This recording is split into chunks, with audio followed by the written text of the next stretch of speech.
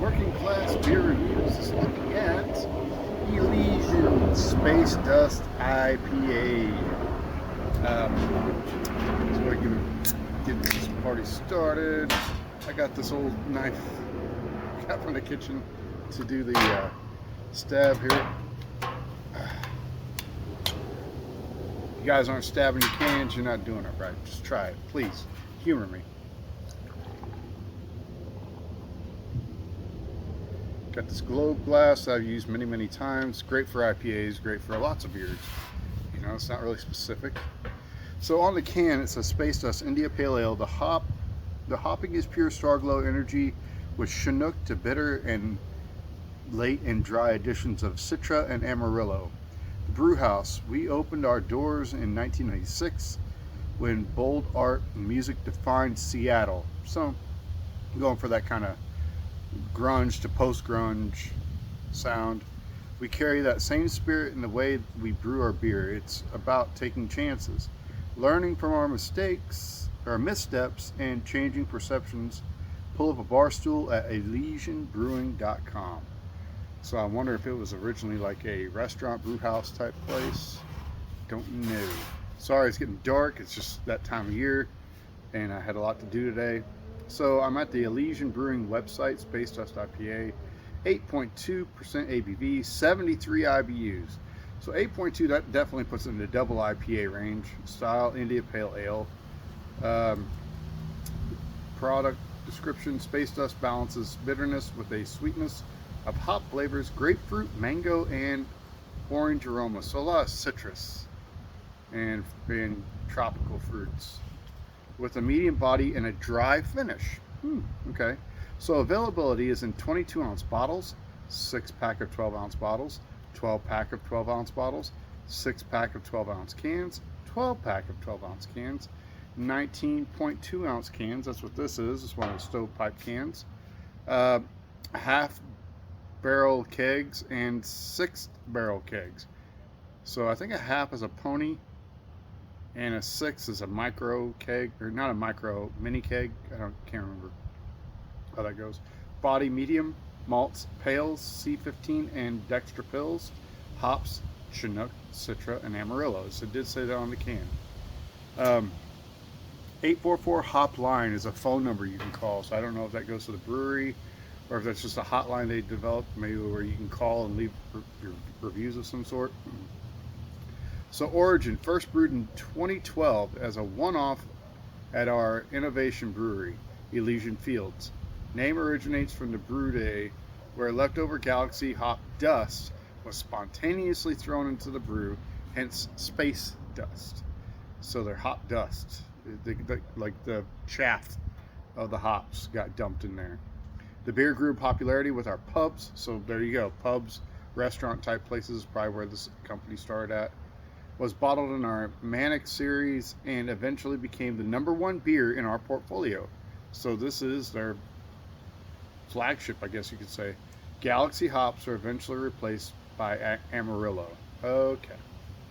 Yeah, Chinook, Citra, and Amarillo. So it used to be Chinook, Citra, and Galaxy, apparently, at one point in time. So, yeah, this is a website you can go to. I think Elysian may be partially owned or in cahoots somehow with InBev. I could have done more research, but I really don't care. It's fine. I have had this before. If we can see it, it is hazy and kind of a light copper, maybe an amberish color. And it did have a decent sized head. I've talked a bunch and let the head recede, so I don't, I let it aerate out. And plus, high ABV beers typically they don't hold the head real long. They're typically, not known for that. So yeah, you definitely get the citrus type hops and flavors through there. You get orange, like a tangerine type thing. It told me, yeah, pineapple, mango, orange aromas, yeah, with a medium body dry finish. So I don't know about the mango or the pineapple.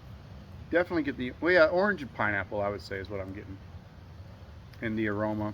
This is actually very popular, even though I'm in the Midwest, and with this being a North Pacific, or yeah, North Pacific area brewery, but because of InBev having its reach everywhere, they can take whatever they want and put it where they want. Obviously, they thought they would be popular here, and I see it quite a bit. So let's give it a sip.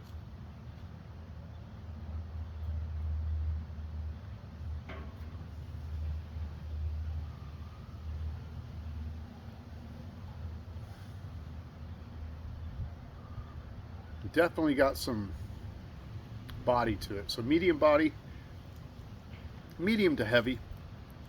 You know, if you had a scale of medium was right in the middle, heavy was over here and light was over here, it would lean on this side of the medium. So medium to heavy. I'm not saying it's a heavy body beer. Dry finish, I think it's hard for hoppy beers to have a real, okay, it's not sticky, but definitely the hops are sticking around. The hops are lingering, I should say, not sticking, but lingering.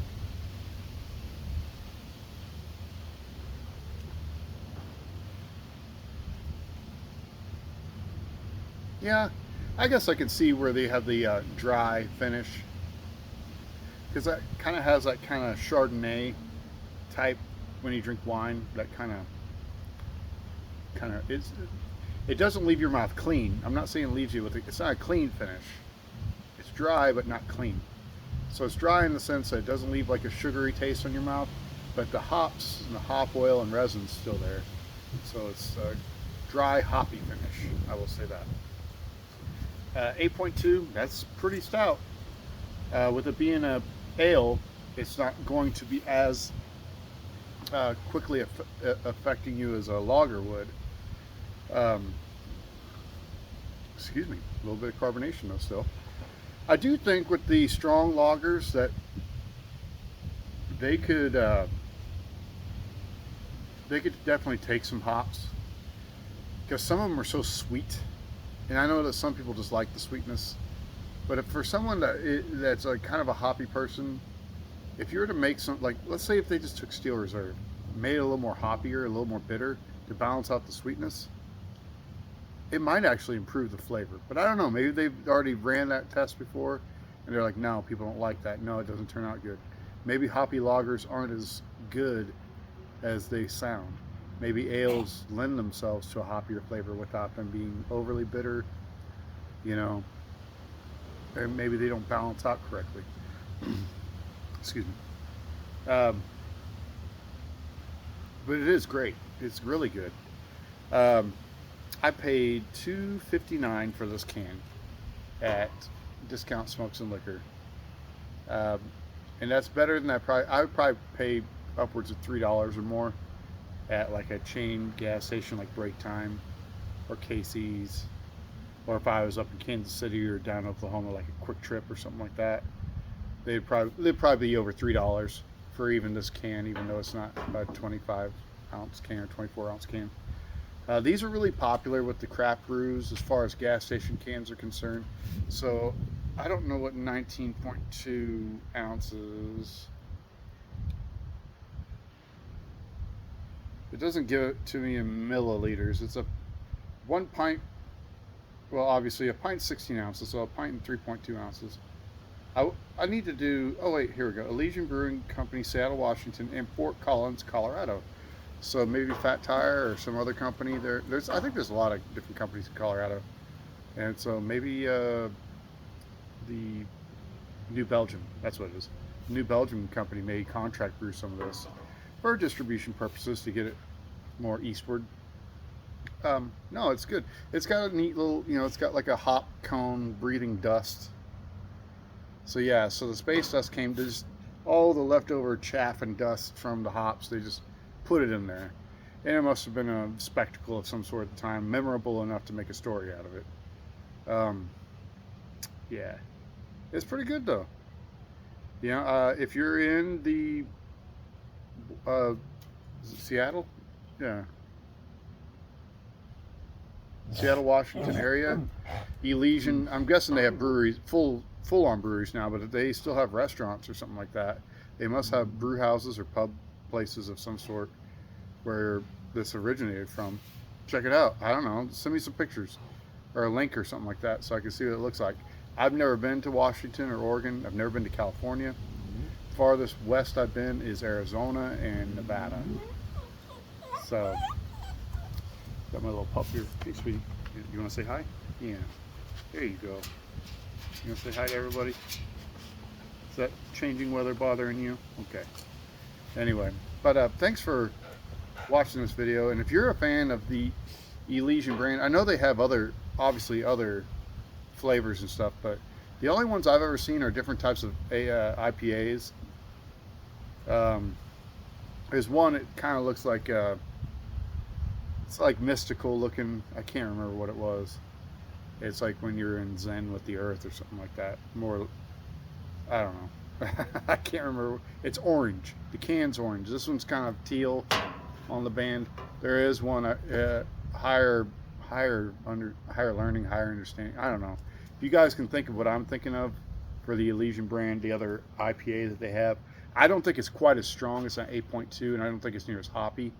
And it may have I'm sure it has a much different flavor profile. But honestly, if I'm going to drink an IPA, I'm going to drink something that counts, something that has some guts, some gusto, gumption. You know, I'd rather just go for it than.